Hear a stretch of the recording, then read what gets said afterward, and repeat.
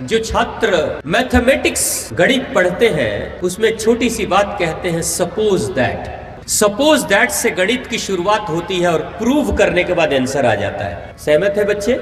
यानी जिंदगी क्या कहती है कि हर चीज पहले ही चरण में प्रूव साबित नहीं हो जाती है, आपको धारण करना पड़ता है, मानना पड़ता है, प्रयास करना पड़ता है और एक समय के बाद वो प्रूव हो जाता है, साबित हो जाता है कि हो गया।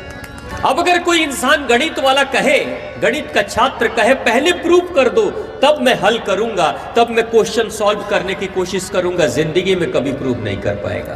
पहले मान लो कि ये होगा। आध्यात्मिक यात्रा में यही बात कहते हैं हमारे ऋषि, पहले धारण करो, मन में धारण कर लो कि ये होगा। जैसे माता सबरी ने धारण किया मेरे राम आएंगे। अब माता सबरी नहीं कहती है ऋषि मतंग को प्रूफ करो, साबित करो तब मानूंगी, तब राम को बुलाऊंगी। नहीं, उन्होंने कहा मान ले सबरी, राम आएंगे। मान लिया और कर्म करने लगी और एक दिन साबित हो गया कि राम आ गए। यानी मानने से साबित होने के बीच की जो यात्रा है उसी यात्रा को आध्यात्मिक यात्रा, भक्ति की यात्रा कहते हैं। सभी को करनी पड़ती है। आपको अच्छे पकवान बनाने हैं तो क्या जब आप शुरू करोगे, जब आटा गूंथने लगोगे, चावल को धोओगे, दूध को लाओगे, तो क्या पकवान दिखेगा उसमें अच्छा वाला? पनीर की सब्जी दिखेगी? नहीं ना। बनने के बाद तो सब कुछ दिखेगा ना।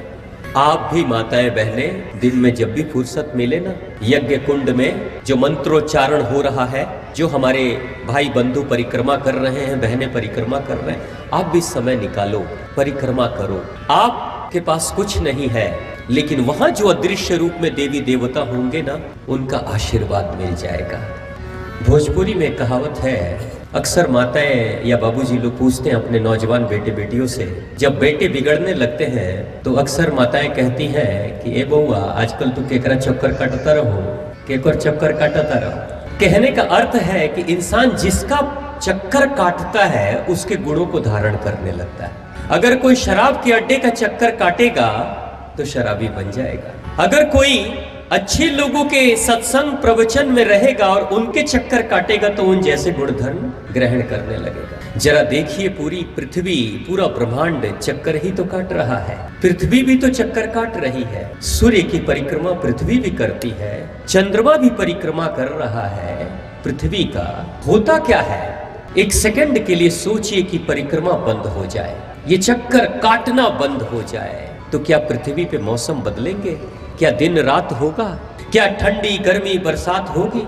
नहीं होगा।